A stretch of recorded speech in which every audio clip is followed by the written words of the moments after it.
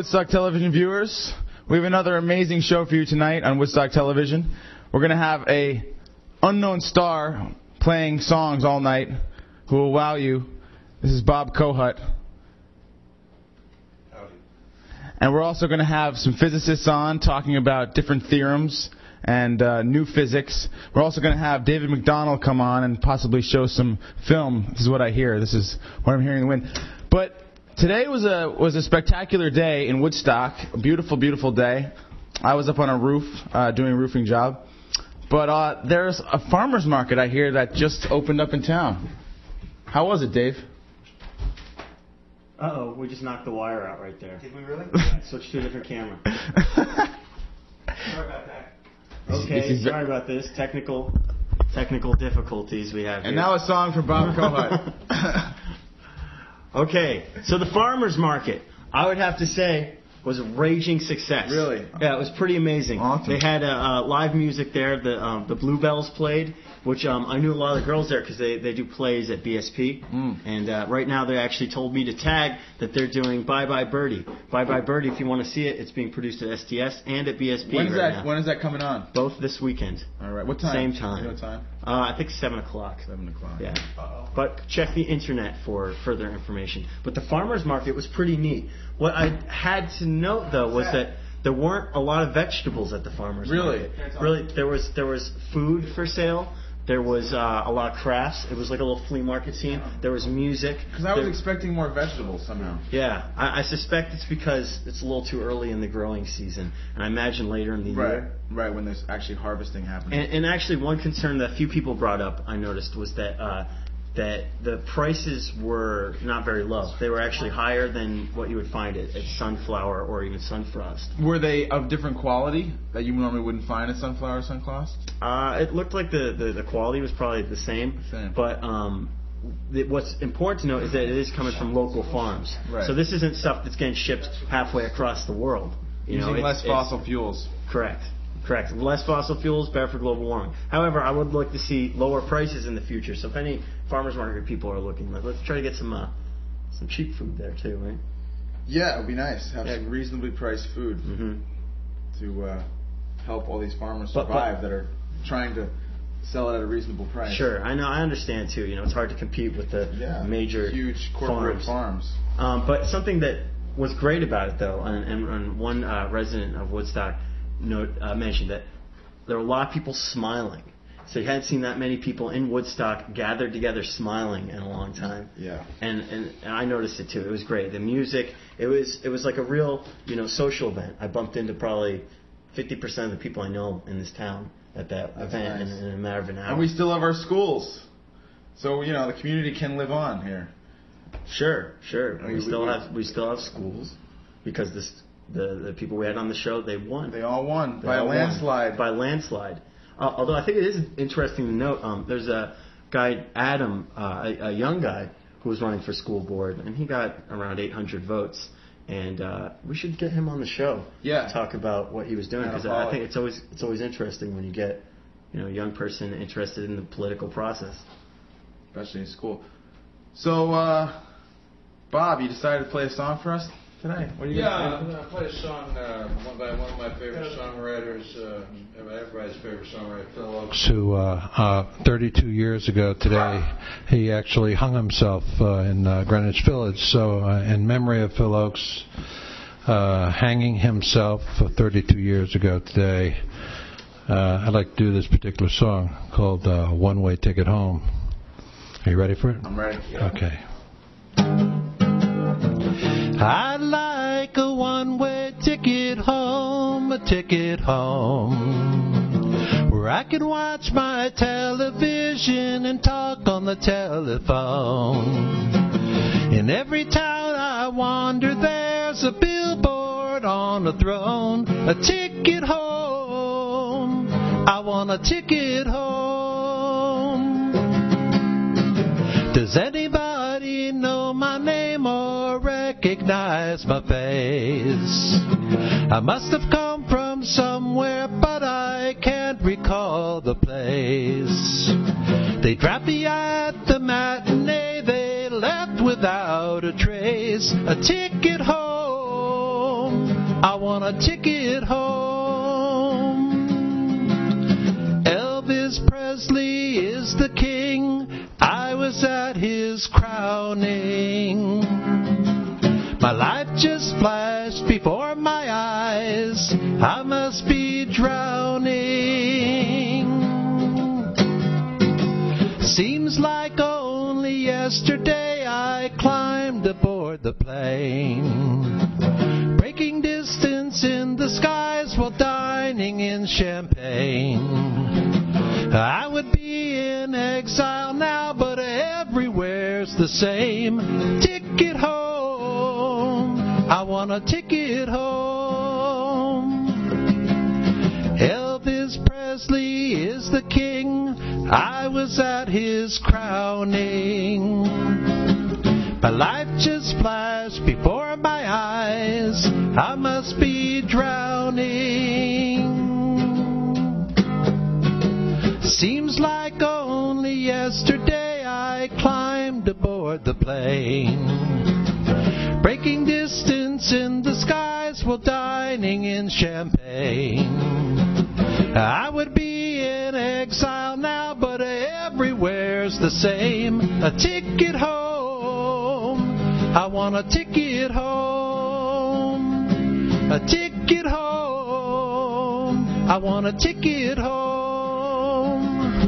A ticket home, I want a ticket home. Almost right. I want a ticket home too. Thank you. That was great. Thank you for coming on. Up next, we're going to have a talk with a physicist. We're going to talk a little physics here. I want to welcome Phil Erner. Thank you. So you have instruments. How does that pertain to physics? Well, I was going to show you some ideas for space colonies. Oh, okay. That relates to so music equals space colonies. All right. Or rhythm, I should say. This is a cylindrical colony. Okay. Maybe a model of one. So this is okay. I'm listening. Basically, we want colonies that can rotate to provide artificial gravity. But we haven't talked too much about colonies. So where yet, are these colonies going to go, by the way? So, according to Gerard O'Neill, who was at Princeton in 1969, he asked his freshman physics class, where should we put our expanding technological civilization? And they said, well, maybe not on a planet, maybe out, just floating around in space. Okay, so you're making your own planet, basically. So you are.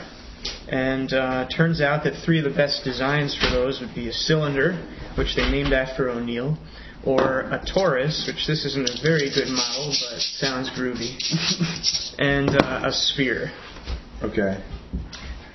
So what did they come up with? So we have a rotating cylinder right here. Yeah. So it has an elevator? So, well, people would live on the inner surface of the cylinder, and you'd have gravity there, and you might have trains to take you up and down. But you might have work areas, manufacturing at the edges where you wouldn't have to have gravity.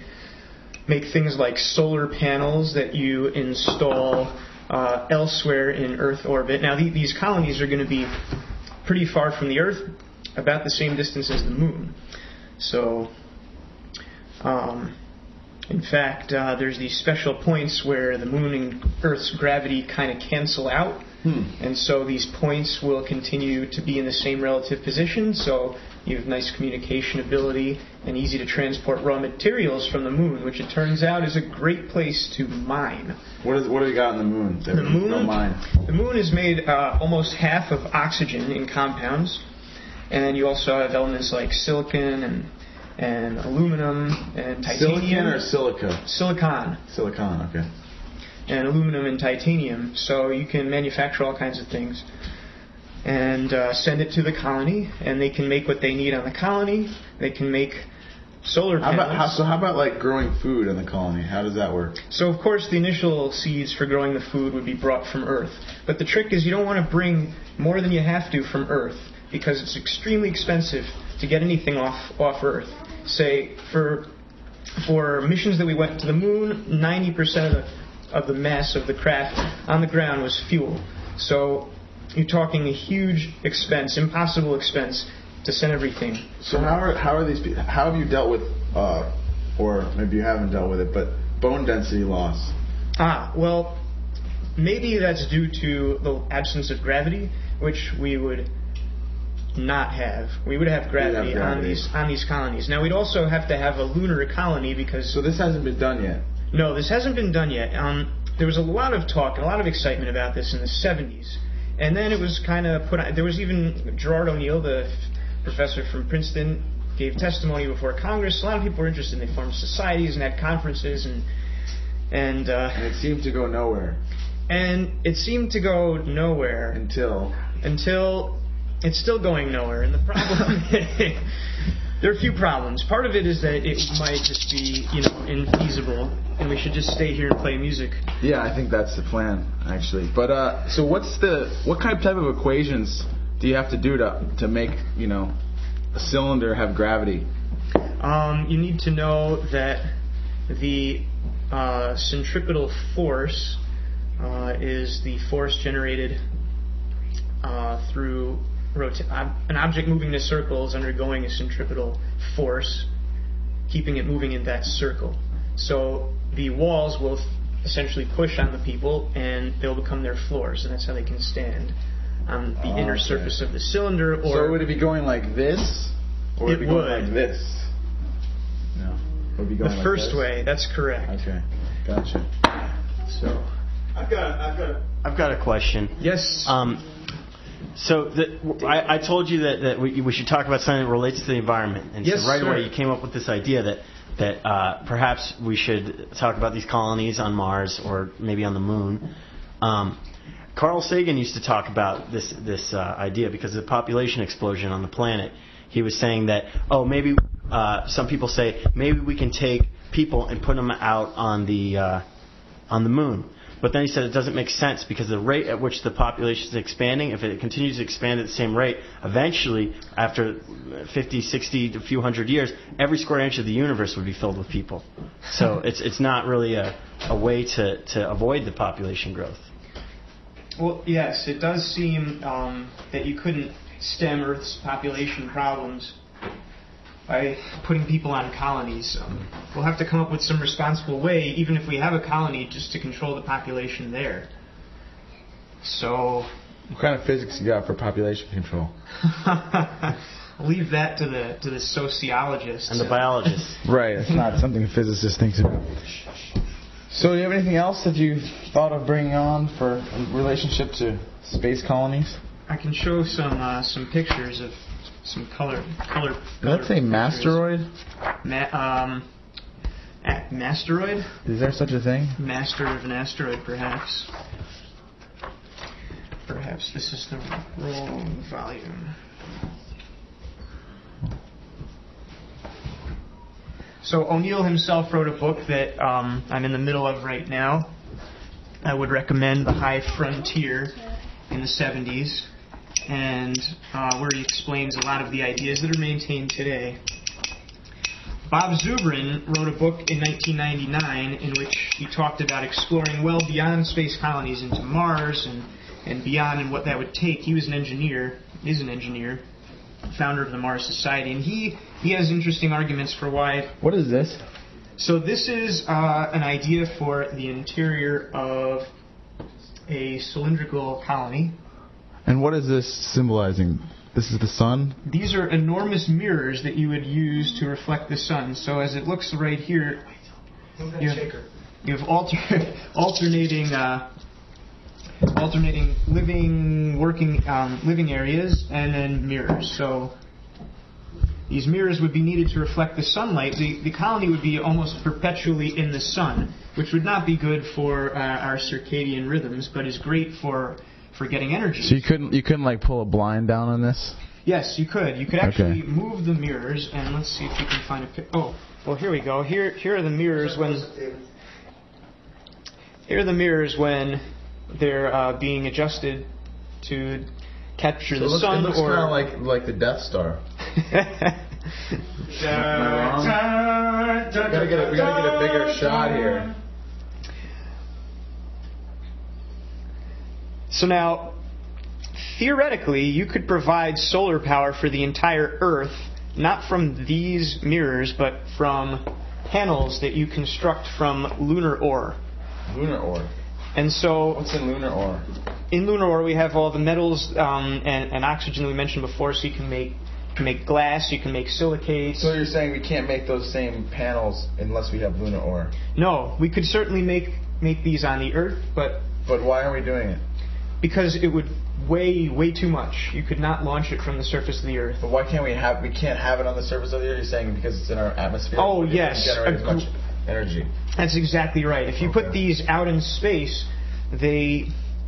latest estimates I've heard, it would be at least twice, but maybe even more. So there's no one doing that right now on satellites, generating electricity? No. And how would you? That I know of. So you'd have to charge it on some type of battery, correct? Or it would be, how would you, hydrogen fuel cell? Well, how would you store the energy? The energy would be beamed by microwave to the Earth's surface and captured in. So is that possible? Can they do that right now? In principle, this is possible. This is in principle, it's never been done, though. It's not been done in space that I know of. Has it been done on Earth? Yes, they've tested this technology. They don't have. So you no longer need lines for electricity, is what you're telling me. In this scheme, you would not. Another scheme would be. Is that a theory or a scheme? Well, remember in science when we talk about a theory, we talk about something that you can test and refute, and that's been tested enough so that we have confidence in it. So I mean, in principle, this is something you could do if you could afford to build the money. It comes back to money, and if you could really make something so huge. So how huge are we talking about? We're talking the size of Manhattan, huge. Wow, that's pretty huge. 20-odd square mile solar panel. And it's estimated about 45 of those could supply power for the entire United States. So figure, just 46 for the whole world. So we're talking a solar panel the size of the United States, or like 3/4 the size. Is that what we're talking about? Well, 45 Manhattans isn't quite that big, I don't think. No, it's not. I'm not sure how many more you'd need for the whole world. Exaggerating a little bit for effect here. You just put it in North Dakota. Oh wait, our whole society just fell. The cylinder, 10,000 people at first would live probably on a donut-type colony, a torus. Okay. And ultimately maybe 20 million people could live. And what kind of society would you... It would have to be self-enclosed. People would not routinely be going back and forth to Earth. You could maybe have excursions, but mostly it would be self-contained, self-sufficient, self-sustaining, generations upon generations. What sort of society would develop there is a good question, but we know that they'd be pretty darn good at farming, and they'd be pretty darn good at mining and manufacturing. When's the next trip? You sign me up. All right, you first. We're working on it. Well, I'd like to have another song from our featured guest here, if I could. Last one was so rocking. We need to get another one.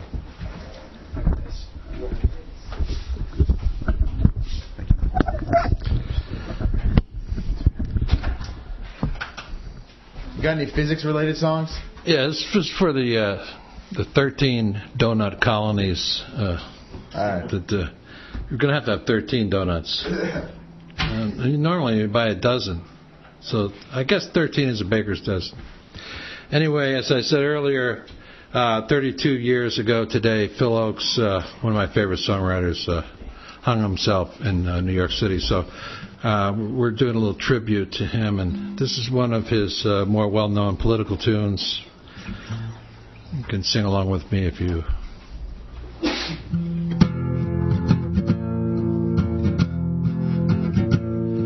I cried when they shot Medgar Evers.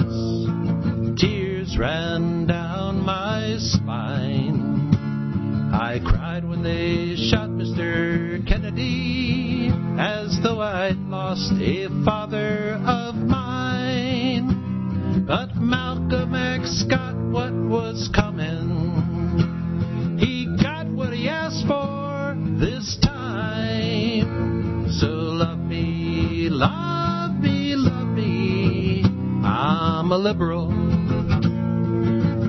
Get it, Hillary? I go to civil rights rallies and I put down the old DAR. I love Harry and Sidney and Sammy. Hope every colored boy becomes a star. But don't talk about revolution. That's going a little bit too far. So love me, love me, love me. I'm a liberal. I cheered when Humphrey was chosen.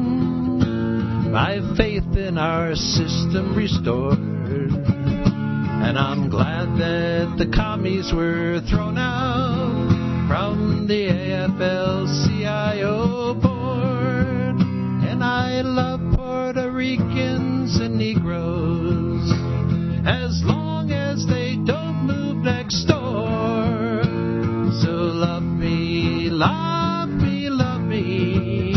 I'm a liberal. I vote for the Democratic Party. They want the UN to be strong. And I attend all the Pete Seeger concerts. He sure gets me singing them songs. And I'll send all the money you ask for. Just don't ask me to come on along. Just love me, love me, love me. I'm a liberal. I read New Republic and Nation. I've learned to take every view.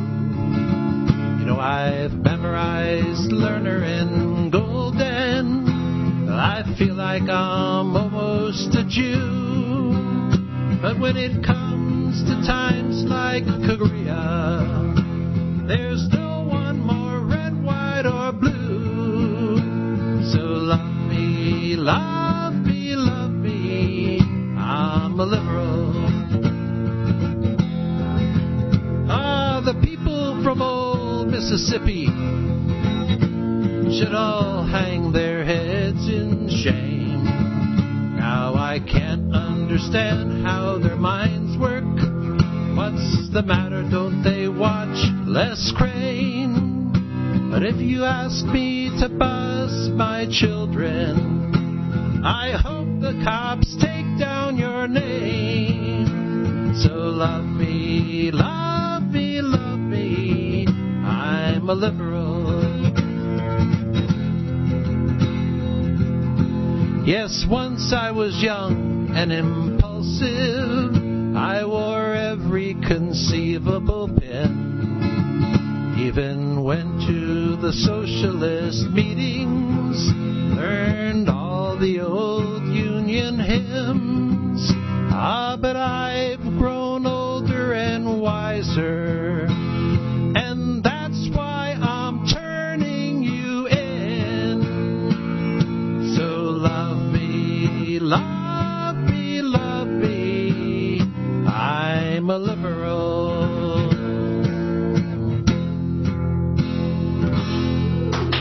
Thank you.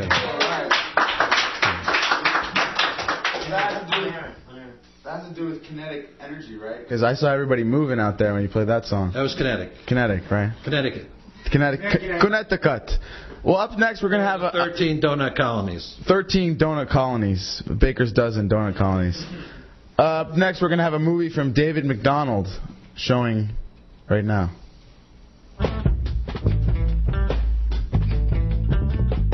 This town was the rock and roll capital where these artists wanted to live. The band played there. Todd Rundgren, Of course, Dylan, the band, Paul Butterfield Blues Band, the Bonnie Raitt and the Bonnie Raitt Band, Eggink, Muddy Waters, Charles Mingus.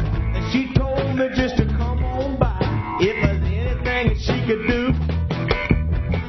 People came to town in groups and bands and by themselves. We would just come here, practice, get our shit together, work on material, and then hit the road. There were a lot of jam sessions. You couldn't go over to somebody's house for dinner without somebody picking up a guitar.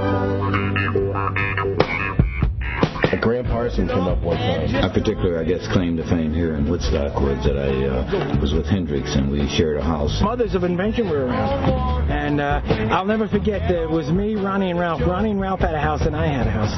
And they said, hey, man, we ran into the mothers. They invited us over to the house next Sunday.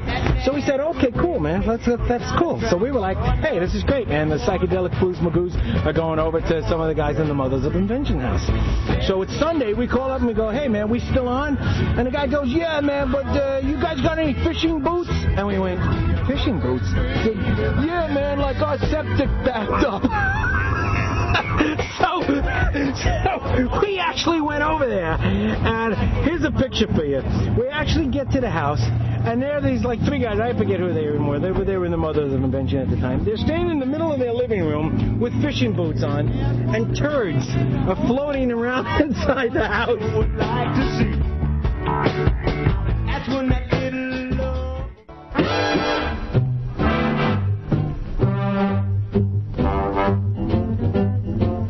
As the war ended, the artistic scene in Woodstock settled into an exuberant party mode that wouldn't end for pretty much the next 40 years. The town was already full or part-time home to some of America's leading artists, and some of them had personalities barely confined by the word big. Fletcher Martin, painter, war correspondent, amateur boxer. Lee Marvin, local plumber turned Hollywood superstar. Julio De Diego, painter, paella maker, lover of women. And these were just a few. During the days, the artists toiled in garrets, cabins, and attics, huddled by stoves, surrounded by fumes.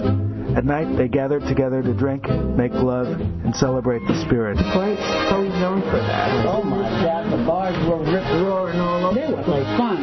This is Gladys Brodsky Plate. For those of you who may not remember, Gladys is the young lady here, and here, and here. Gladys was right in the middle of everything going on in Woodstock in the 50s, and as she recounts, it was way before its time. I was totally in shock when I first got to Woodstock because my parents had talked about free love, and they had, but nobody ever did it. It was just something. And in Woodstock, they seem to have been doing it for 2 generations before I got here. Ricky Sanchez was there too, staying at Maverick and Birdcliff. It'd be pretty damn shocking. Almost anything went. I mean, whatever was required. Were people a little bit risque? I don't know, because I always hung out with risque people, so I couldn't tell. we did bad, naughty things, but you said we were flamboyant and gregarious and expressive, but we always worked and we always had aims and goals. Goals they certainly had.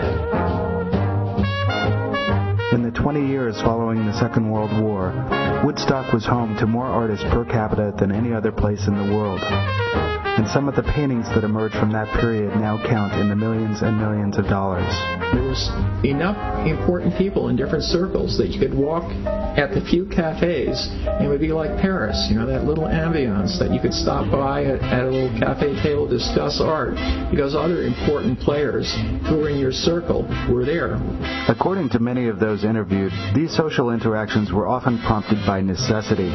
Many artists were living on or below the poverty line. It was a time where you had to be able to call a friend and say, the heat went off, I'm coming over and spending a couple of days, And we did. It was survival, and everybody knew that you had to have friends to survive. An artist who was wealthy painted in a vacuum. He didn't have to socialize. He didn't have to worry about paying his rent. The other artists had to be constantly on their toes and be alert to every possibility of survival. So that was sort of the attitude of a lot of the Woodstock artists, that being so-called famous or making it rich and not doing what you really wanted to was not the way to go. In fact, that was a very important feeling, I think, that people had, was you weren't out to make money. If it did happen, it was okay, but you wanted to fulfill your life's ambition. And if you had to live in a house without water and heat and you had to suffer, it was all for a good cause, because it was for art. And everybody here was here to help each other. During that era. There we go. Well, welcome back to the show. We want to welcome David MacDonald, a recurring guest who I don't think he's been back on since the day that we lost the election. Is that the last time you were on? It may have been. That was a good show, actually. That was one of the first ones we actually got on the internet. And it's up there, WoodstockSolutions.com. You can see some of the old episodes when Journey was hosting.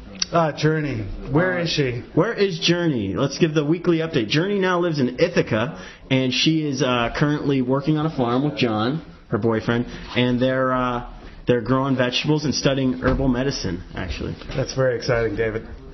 We're on that camera. Okay, I just figured it. Now you're on. Awesome. So this is David Squared. Welcome, David. Hi, back David. On the show. Awesome. How are you? Yeah, let's get a round of applause. All right.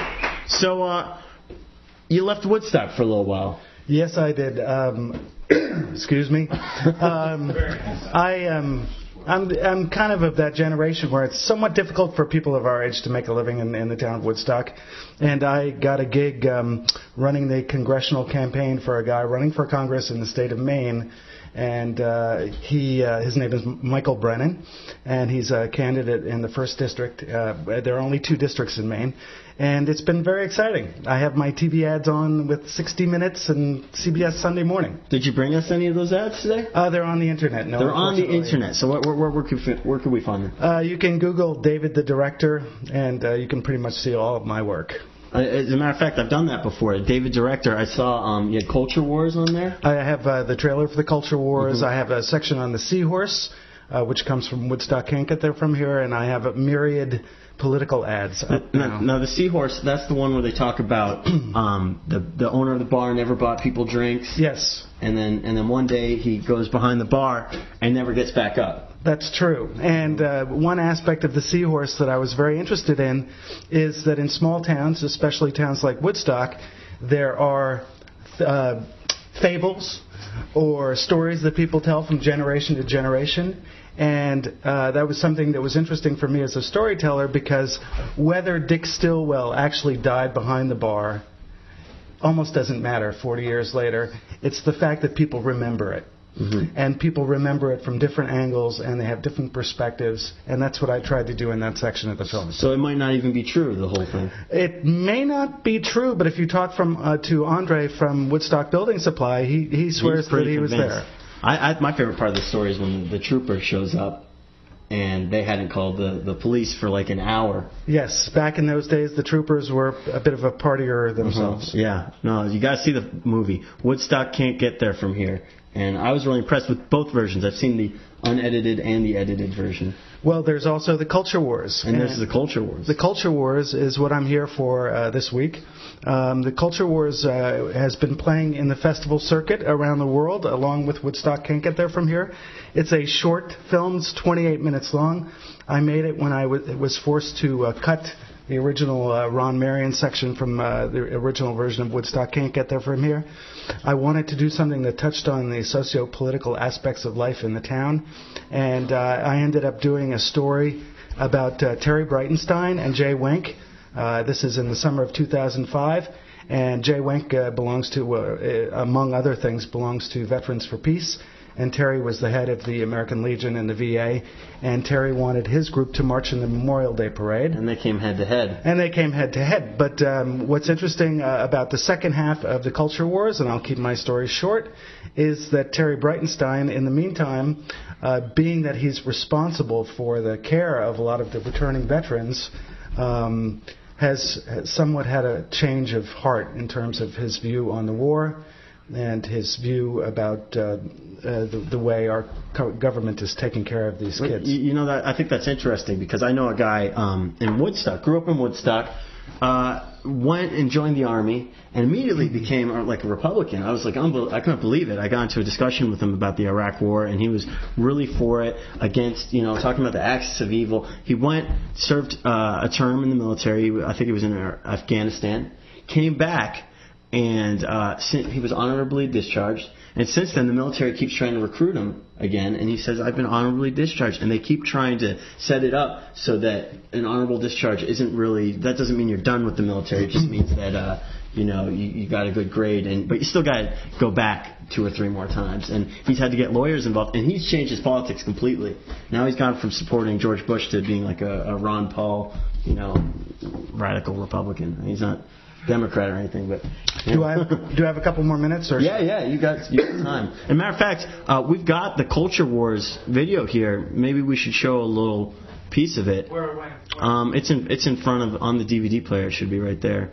Well, it's in a case. While he's trying to find the DVD, one of the things I'll be doing this week is going with Terry. There's a kid who lives in Saugerties who was injured in a Humvee bombing in Iraq. And he comes from Saugerties originally, and lost his memory. Can we get the camera on David, please?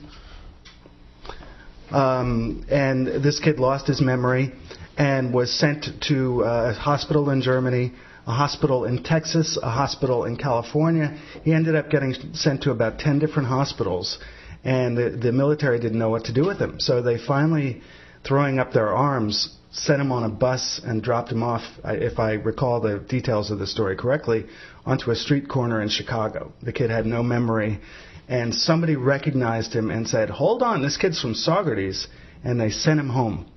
And this is after he had been in about 10 hospitals. And this was all by accident that Terry and his crew over at the VA found out about this. The kid still doesn't really remember, like if he has lunch at noon, he still doesn't remember 3 hours later what he ate for lunch. He barely remembers his own name, and his unit tried to recruit him, even the way he is mentally, to go back to Iraq. This is just one of those stories that I'll be working on this week. I'm glad that there's someone covering the case. Well, now it's become commonplace in American media. The media is finally focusing on this story. After years of what would you call it? Cover-up. Media blackout. So, that's very interesting. And so I was here filming the Memorial Day Parade this weekend. I saw you there. And I spent the entire day filming, and it turned out that the tape that I used was broken. Oh, no. Did you think that the Memorial Day this year, there was a lot less people in attendance? Well, yeah. I mean, I think there was an article this week in the paper talking about Americans' interest in the war in general, and it's decreased and decreased and decreased. And the reportage of the war has gone from something like 60% or 50%. That's just the intro, so we'll have to go to a section. Well, why don't we put on just like 2 minutes of the clip, and then we're gonna go on to our next guest. Good. But I wanna thank you for coming on. Here, get in the camera. All right.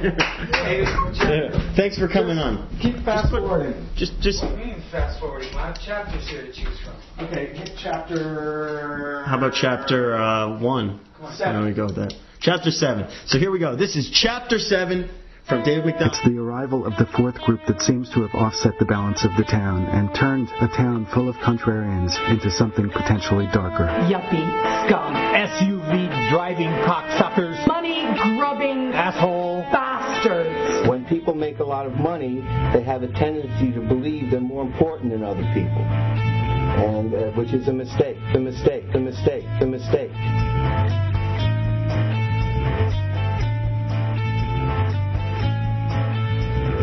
Soon after September 11th, a wave of articles appeared touting Woodstock as the best place to flee the city. Want to beat the apocalypse?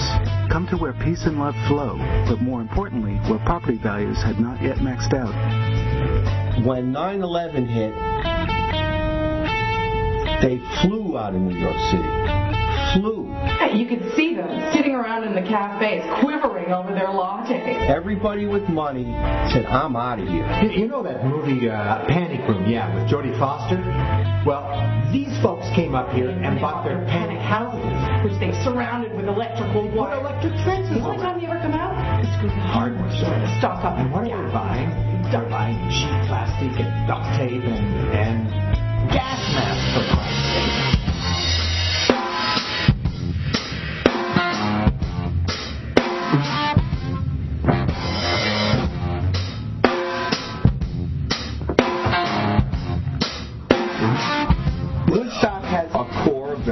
People who live here, and their feeling is that the rules and regulations for everyone else don't necessarily apply to them. Money really fucking talks, man. Money really fucking talks. There seems to be, especially among a certain class of people that I never saw before, a certain sense of entitlement. Sugar, I'm real.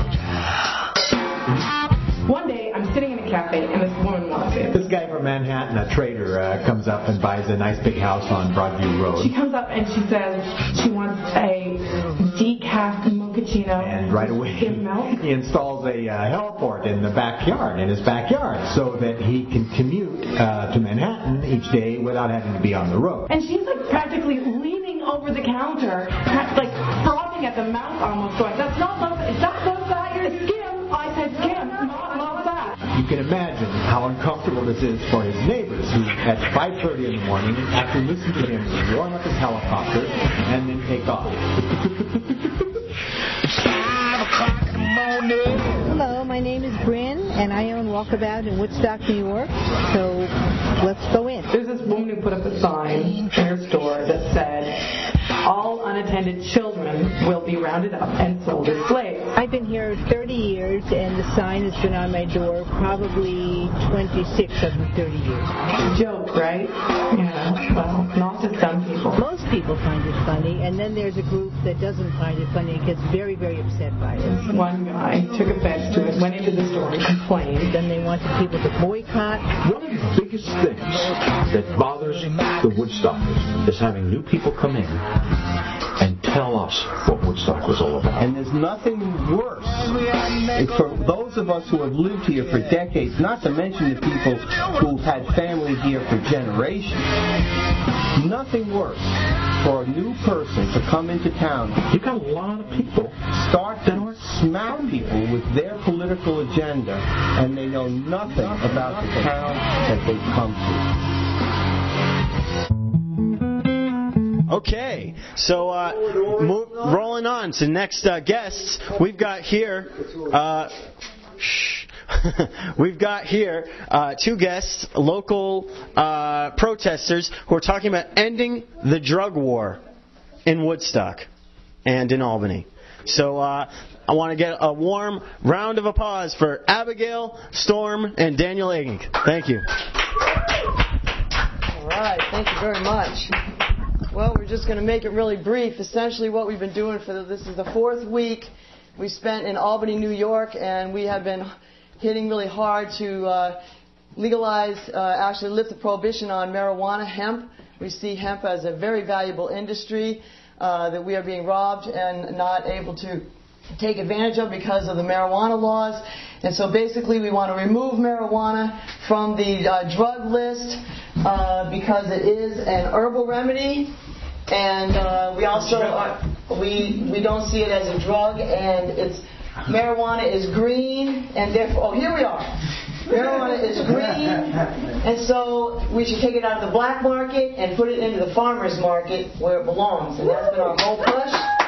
And man, we've got a lot of hemp products being imported into this country, and we are not able to take advantage of that because of marijuana laws.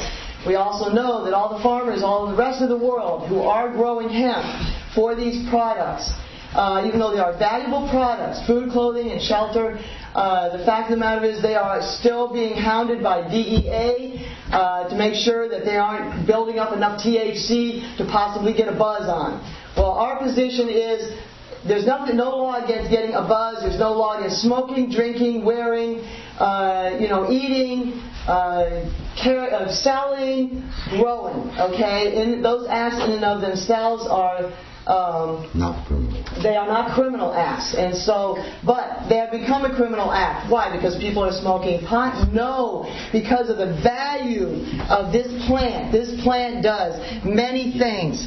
And right now, this is a picture. There are people harvesting hemp all over the world right now, and we, farmers, I'm a member of the Farm Bureau. We've got farmers that we are getting interested in this situation so that they will help us lobby in New York, and that's what we've been doing. We have stopped demonstrating, and we are now lobbying. We are visiting with senators, and we are visiting with legislators, the Assembly. Every day we're making appointments. We are speaking to them face to face, to their staff, and we are pushing this issue. We are saying it is time to liberate this plant. It is time to liberate the people that are in jail because of this plant. There is nothing wrong with smoking a plant. And it is time to end this prohibition. It is time to stand up and take control of our nation and our state. And we are there every single day. And what we need, we're gathering petitions for the governor to, encourage him to use his power of pardon, to begin to cut people free, and to force the legislature to the table on this issue. We hear that it takes 4 or 5 years to pass a law. We're not passing a law. We are getting rid of a law. It takes one move to get rid of a law. This is a bill that we have created. We started sending it through the legislature yesterday, and it's creating quite a buzz. And since there's already a medical marijuana issue that has been put on the floor, it's going to be before it's passed by the Assembly. It didn't pass in the Senate. Just read the beginning. Read the title of it. Well, essentially the name of this bill is the Emergency Health and Safety Act to repeal marijuana prohibition. Whereas freedom from incarceration is a fundamental right, we, the citizens and inhabitants of New York State, have suffered unnecessary, grievous damage and irreparable injury in the form of loss of liberty, property, and rights guaranteed by the constitutions of the State of New York and the United States of America. Whereas police, acting under color of New York health and penal laws repugnant to the Constitution, drafted by legislators arbitrarily without substantial due process, prohibit the inalienable God-given right of every person to cultivate, possess, and share cannabis, hemp, marijuana with the threat of arrest and incarceration. We want to stop incarceration. There is no reason why anybody should be in jail. This is our Berlin Wall. For this. So, ladies and gentlemen, we have this bill. We want you to actually call your senator. We want you to call your congressman. We want you to tell them that you want action on this bill. You want them to look into this bill. You want your children out of jail, your uncle, your grandparents, whoever it is. There are people that are in foster care, little children that are growing up in foster care because they have been involved, their parents were involved with smoking, growing, eating, doing whatever they want with this plant. There's no criminal act involved. New economy and jobs. Okay, well, thank you guys for coming and pushing. All right. I want to remind people we got a new governor in town. So some people might be missing the good old days back with Journey, and one thing that we might miss is that we used to sing the Herbalist song, and then Aaron Serval would come on and be the Herbalist. So we're going to do a little round of the Herbalist, and then Aaron will close us off. Just another local eccentricist trying to squeak out the living kist. Gonna write a book one of these days. He needs a publicist. He's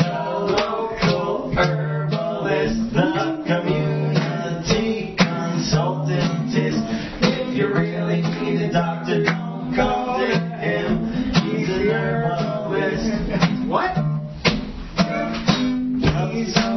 We're not getting much of a sing-along effect here. Really bad. Let's get a real sing-along. Ready? He's a local herbalist, the community consultantist. If you really need a doctor, don't go to him. He's the herbalist. So what? Wow. Local community socialist. Considered to be a terrorist. All the time. To the FBI and the CIA. We're good friends. Terrorist. Are not. It's not. No, we are. Are not. We're like this. Are not. If you really want to go to him. I don't think so. I doubt it. The herbalist. The herbalist. So, speaking of hemp products, this bag actually, the front of this bag is made of hemp material. And it's pretty durable. I've had it now since 2001. And the only thing that ripped on it, which I actually don't think is made of hemp, this is made of nylon. And as you can see, that's pretty much through. So, I just ended there, right there. But the bag's holding up great. So it was. Yes, I'm aware of that. So it was great to see David MacDonald back again. His movies are rocking. Thanks. I really enjoy all of them all the time. I'm looking forward to whatever else is up and coming. You know. Thank you. Yeah. And so I just wanted to bring up, this haven't come on in a while. I wanted to bring up a plant which is dear to my heart, which you actually can grow. I want everyone to know who has maple hardwoods in their property, please grow some ginseng. I mean, you want to supplement your income. It's not a quick fix, but it's increasing biodiversity in this area, and I think anyone that has that ability should start taking advantage of it. This is some cognac with some roots. These are actually wood-stimulated roots that I have. This is going for about 3 years now, and it's really good for you. It's good stuff. It's a nice nightcap, too. But, this plant, this is great. These guys are lobbying, really making it happen, really taking an active role like most citizens are supposed to, but how many of us actually do it and get up there and really tell the government what we want? That's what has to happen. We need to go and tell them what we want, right? How else are they going to know? They just think we want plastic bottles and, fast food.